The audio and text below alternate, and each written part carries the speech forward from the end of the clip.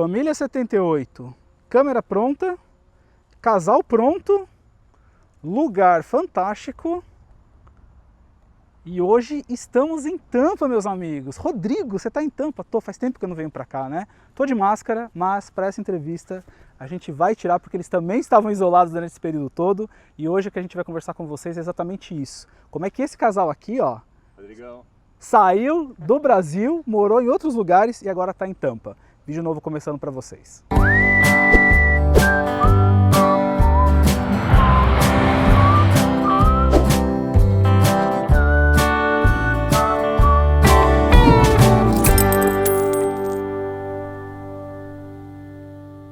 Família 78, o Alex já apareceu aqui no canal, a gente já fez uma live uma vez falando sobre a região de Tampa e a gente está agora começando a segunda temporada do 78 Centavos nessa região fantástica. E para começar, guys, assim, vocês sabem que no 78 eu falo muito sobre família, eu falo muito sobre experiências, eu falo de como a minha família tem se adaptado nos Estados Unidos. E antes de começar a visitar com você, Alex, os lugares, casa, bairros, o que é Tampa Bay, o que faz parte, o que não faz parte, distância, eu queria antes conhecer a história de vocês. Então eu chamei eles para fazer uma entrevista às cegas, eu não mandei as perguntas e vocês vão comigo agora para a gente saber um pouquinho da história do casal. Então, o básico, quanto tempo já de casamento, Carol, e como é formada essa família aí de vocês? De casamento... 11 anos? 11 anos. 11 anos casados, juntos um pouquinho mais, né? A gente se conheceu em... A gente é de Porto Alegre, se conheceu em Florianópolis, né? Num carnaval, mas não rolou nada. Ok, não rolou nada. ok. Só teve a troca de olhares. Ok. Né? E daí depois, quem intermediou foi a irmã dele, que era minha colega na faculdade. Então, daí a gente acabou lá em Porto Alegre, começou a namorar, né? Se encontrou a primeira vez, começou a namorar. Deu em casamento, né? E desse casamento a gente acabou, por vários motivos, vindo para a América, para os Estados Unidos. E aqui tivemos 3 filhos. O Matheus, que tem 8, a Júlia, de 2, e o Benjamin, com 5 meses. Mas aqui inicialmente a gente foi para onde? Michigan. Michigan. Período difícil, com muito frio, né? A gente brinca que não foram 3 anos em Michigan, foram 3 invernos. Porque em Michigan não conta por ano, como por inverno, né? Mas assim, como a gente chegou ainda casado sem filhos, a gente tentou pegar o lado bom do inverno. Então a gente, até tu, né, puxava mais, assim, todo final de semana a gente ia para a estação de esqui. Mas aí, agora não quero, por favor, meus amigos do Sul, me perdoem por essa pergunta, vocês me perdoem, mas eu sou de São Paulo e a minha visão sempre foi que no Sul do Brasil é sempre mais frio. Vocês sentiram diferença, o fato de estar Estados Unidos e Brasil em relação a isso? Sim, é diferente. Sabe que é um frio, mas não é um frio igual ao dos Estados Unidos, porque lá não neva, né? Neva eventualmente na serra, então é um frio como se fosse, digamos, o estado da Geórgia aqui para cima, né? Então a gente, para poder pegar o frio que tem nos Estados Unidos, a gente tem que ir para a Argentina. Então a gente eventualmente ia, às vezes, para Bariloche, na Argentina, para esquiar, para as férias. E aí, quando surgiu a oportunidade, né, para mudar para os Estados Unidos, a gente pensou, bom, a gente gosta do frio, a gente já vive no frio. Pô, vamos aproveitar um pouquinho essa parte do frio e vamos aproveitar Michigan. E o frio dos Estados Unidos, ele difere do Brasil pelo seguinte... É muito mais frio. A gente chegou a pegar menos 20 Celsius. Meu pai amado. E assim, tu não sente o rosto. Esquece, congela o nariz, congela tudo. É muito frio. Mas dentro de casa tu fica de camiseta. Ok. Porque tem a estrutura da casa nos Estados Unidos, lá no norte, né? Ela não compara com o Brasil. No Brasil a gente ficava de casaco dentro de casa. Então lá a gente ficava de camiseta, mas indo pra rua não. Daí se equipava todo, o casaco e vamos lá. E eu brinco que também nosso destino em Michigan foi o melhor começo, né? Porque muito melhor tu ser transferido ir para Michigan e começar lá e depois ir para Flórida do que para Flórida e depois para Michigan. Esse caminho é mais difícil, Rodrigo. Isso é muito legal você falar, Carol, porque assim, uma coisa que eu bato muito no canal com a família 78 é que os Estados Unidos ele é muito maior do que a Flórida, né? Cada estado tem a sua característica, cada cidade tem o seu perfil. Você pega, por exemplo, da própria Flórida, o que você vive em Orlando é diferente do que você vive em Tampa, é diferente do que você vive em Miami. Verdade. E aí, inclusive, eu quero recomendar para você seguir o canal do Alex, vou deixar aqui no primeiro comentário que ele vai falar um pouco mais sobre Tampa. Olá pessoal, hoje eu vou mostrar para vocês aonde eu moro em Tampa, a região de West Chase.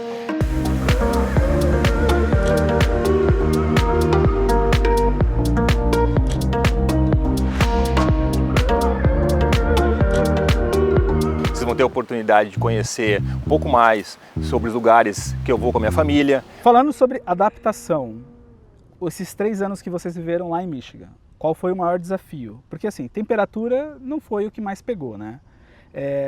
Como é que isso funcionou, essa questão de mudança? Michigan, depois agora vocês estão por aqui, o que impulsionou, trabalho, como é que foi isso aí? Bom, a principal dificuldade quando a gente muda de país, bom, a maioria dos brasileiros sabem, é a adaptação inicial, né? A questão cultural, a questão de alimentação, de hábitos, né? A gente sabe que os americanos vão dormir 8h30, 9 horas, né? Acordam 5 da manhã, às vezes a gente ia no restaurante, a gente chegava no restaurante 8 horas, eles estavam varrendo em cima de nós, porque estavam fechando as portas, e o brasileiro não entende isso no primeiro momento. Né? A gente sofre com isso. Pô, mas estão mandando a gente embora, eles não querem o nosso negócio, nosso business, né? E esse é o primeiro impacto, né? Alimentação, adaptação. Né? Eu sou formada em administração, né? Okay. Na administração a gente estuda a pirâmide de Maslow, onde a gente entende que a primeira base da pirâmide seriam as necessidades básicas, comer, falar, né? E daí depois tu vai para outros assim que tipo, ok, agora eu vou pensar em trabalho, em relacionamentos, em amizade, depois em crescimento. Quando tu muda de país, independente para qual estado, qual cidade tu vai, tu volta para a base da pirâmide. Aonde é que eu vou comprar comida?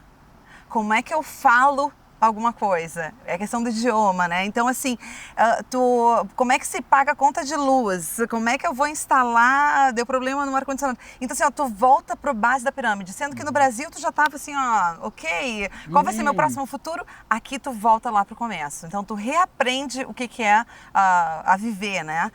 Então, acho que essa adaptação que é a maior dificuldade, né? Não é o clima, é tu aprender como é que as coisas funcionam nesse novo lugar. Você é formada em administração e a tua carreira te trouxe para os Estados Unidos. Isso.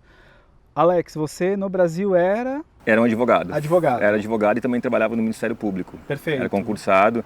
E a corretagem, cara, como é que surgiu aí na tua vida? Foi um desafio, cara, porque quando a Carol me convidou, né, para vir para os Estados Unidos, a ideia inicial era só estudar para aplicar para o concurso no Brasil. Porque a gente ficaria 2 anos aqui. A gente ficaria 2 anos inicialmente, né? Então eu lembro que até a Carol brinca comigo, né? Eu comprei na época, era R$1.500, isso foi em 2010, quando a gente mudou para cá. Uma grana. Foi uma mala quase cheia de livros, né? De direito. E eu tinha um coach, um juiz federal no Brasil, que a gente fazia por Skype. Okay. Eu estudava 8, 10 horas por dia. E eu fiquei 1 ano estudando e aí eu voltei para o Brasil, apliquei, né? Quase passei. Eu já tinha passado numa primeira fase antes, isso lá em 2003. Eu me formei em 2002 em Direito. E eu apliquei em 2003, passei na primeira fase, aí fiquei trabalhando, deixei um pouco de estudo de lado. Aí quando eu voltei para cá, eu falei, não, agora é a chance, agora é a oportunidade. Vou estudar, vou voltar, vou aplicar e vou passar. Só que 1 ano só não é suficiente, mesmo que a gente estude 10, 12 horas. Eu sabia que ia ser preciso mais 1 ano.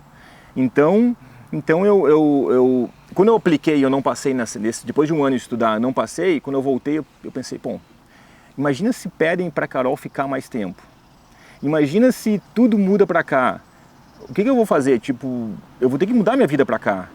E aí que eu decidi, eu já gostava de imóveis no Brasil, a gente comprou nosso primeiro imóvel num leilão, como eu era advogado era mais fácil, né? A gente comprou, reformou, eu gostava do mercado imobiliário e eu comecei a estudar o mercado imobiliário aqui nos Estados Unidos. A reforma, né? Quando a gente comprou o apartamento de leilão, a gente não viu o apartamento, ele era fechado, então a gente foi no do vizinho de baixo para ter uma ideia da planta do apartamento e o Alex foi lá e comprou. Quando a gente conseguiu entrar no apartamento para ver, eu chorei muito. Parecia, ela falou, o apartamento da bruxa. Parece aqueles filmes, né, de sessão da tarde, o casal vai, compra casa, vai lá, teto caindo, porta assim, caindo. Assim, pra mim foi assustador, assim, foi assustador. E ele falava assim, calma, Carol, olha o potencial nisso, eu não consigo ver. E ele fez uma mágica, virou depois um apartamento de revista. Não, o apartamento ele era na Duque de Caxias, em Porto Alegre, para quem conhece, pertinho da Catedral, pertinho do Palácio do Governo, com vista para o Rio Guaíba, tipo, com sacada, de esquina, muito potencial. Acho que você já estava, né, desenvolvendo o que hoje você já exerce, que é essa visão do depois. Eu também sou como a Carol, tenho um pouco de dificuldade. Às vezes eu visito imóveis que estão sem decoração e eu não consigo enxergar duas etapas para frente. E na área de real estate você está há quanto tempo já, Alex? Praticamente desde 2011. Okay. Né? Comecei a estudar, tirei a licença em 2012 e aí comecei a investir no mercado imobiliário. Né? Okay. Acho que começou justamente por essa característica principal de identificar um bom projeto, uma boa oportunidade. Né? E também o direito ele te dá essa possibilidade de negociação, né? E aqui nos Estados Unidos essa questão de representar o cliente que está comprando ou vendendo é muito forte. Então tem tudo a ver com a questão... Você negocia e defende, né? Então, exatamente, cenário... exatamente. E foi uma questão curiosa, porque quando a gente muda para os Estados Unidos, como a gente disse antes, necessidades básicas, né? Inicialmente a gente começa do zero, praticamente tudo. Então eu tinha dois caminhos, ou eu começava indo para a faculdade, estudar de novo do zero, né, que ia me levar mais 4, 5 anos para eu poder pelo menos graduar e começar a trabalhar, ou eu já começava, né, a trabalhar. E a gente não pode esperar muito, o tempo está passando e as coisas estão acontecendo. E aí eu decidi, não, mercado imobiliário, já tinha amigos do Brasil que queriam investir aqui, vários brasileiros na região que estavam querendo comprar e vender, e aí a gente entrou no mercado imobiliário. E aí você deve estar se perguntando assim, por que Tampa e não Orlando, ou por que Tampa e não Miami, por que Tampa? Calma aí, que a série está começando. A gente vai, na verdade, andar muito mais com o Alex. Sempre que possível a Carol vai participar, porque tem 3 em casa, e aí tem o trabalho dela, tem a carreira, quer dizer, só quem é mãe sabe, a gente estava brincando sobre isso no começo. Então aguenta aí que a gente vai falar mais com eles. Mas antes de terminar o vídeo, eu quero botar eles num desafio, peraí. E agora eu vou fazer uma pergunta para Carol, que eu espero que ela responda para vocês. É uma pergunta de amigo. Carol, se uma amiga sua perguntasse: Carol, qual é um conselho que você daria para quem pensa em um dia planejar uma experiência exterior, Estados Unidos ou outro país? Qual é o passo inicial, assim? Quais seriam os primeiros passos? Não esquece disso, disso e disso. Acho que tem duas coisas. Uma coisa é estudar inglês, né? É importante tu ter a base, mas não precisa estar perfeito. Né? E outra coisa que eu acho que é mais importante ainda é a abertura cultural, abrir a cabeça. Então, minha dica é a seguinte: procurem as empresas que estão no Brasil, mas que têm operação aqui nos Estados Unidos. E daí se candidatem para essas empresas. No momento que está dentro dessa empresa, é muito mais fácil tu conseguir a vaga aqui nos Estados Unidos. Porque daí a empresa já te conhece, já conhece o funcionário e ela vai fazer esse investimento de dinheiro, de green card, de visto, com uma pessoa que ela já conhece. Aqui nos Estados Unidos, quando tu vai fazer uma entrevista de emprego, já morando aqui ou não, eles perguntam a seguinte pergunta: tu vai precisar patrocínio de visto pela empresa? Ela não pergunta se está legal ou não, nada disso, mas ela pergunta se tu vai precisar de visto, patrocínio do visto. Ou seja, tem pessoas que estão aqui legais como estudante, ou então talvez venham com um visto determinado que tem um período de corte, né? E elas querem saber se essa empresa depois, no futuro, vai precisar fazer o patrocínio. Se tu diz que sim, dificilmente vai conseguir a vaga, porque elas não vão querer, dificilmente elas vão querer pegar e contratar alguém que elas não conhecem ainda para pagar todo o processo de visto. Então, dica: procura, faz a lista das empresas aí no Brasil que tu conhece ou que começa a pesquisar, que tem operação aqui ou no país que vai ser transferido, e daí se candidata para essas empresas. Esse é o jeito mais fácil de vir para cá a trabalho. É uma aula. Obrigado, viu, Carol? Realmente ficou bem claro um bom caminho a ser tomado. E agora, logicamente, não vou deixar o Alex fora disso. Eu vou jogar agora a bola no colo dele, né? A pergunta agora para ele. E a pergunta para ele vai ser mais simples. A pergunta é: por que um brasileiro hoje precisa observar Tampa além de outras regiões? O que Tampa tem aí de diferente, de especial? Então, faz a propaganda aí de Tampa. Bom, Rodrigo, Tampa, a gente está falando da 3ª maior cidade da Flórida, né? Hoje ela está numa localização muito privilegiada, porque ela fica no Golfo, né, no Golfo do México, então ela tem excelentes praias. Esse é o principal atrativo, né, na parte de entretenimento, são as praias.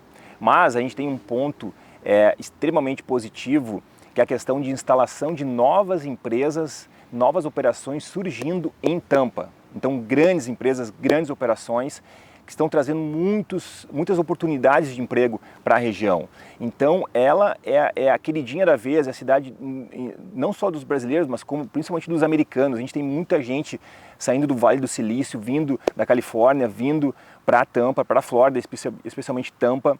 Então, esse é o principal atributo. novas empresas que estão gerando muitos empregos e possibilitando a transferência dessas pessoas para a região. Inclusive, para quem é empreendedor, essa questão das empresas estarem na região vindo para Tampa, elas geram muito mais oportunidades para o empreendedor, para um prestador de serviços. Então, você tendo mais pessoas na cidade, você consegue produzir muito mais e ter recursos. Mas essa questão eu vou trazer mais no meu canal.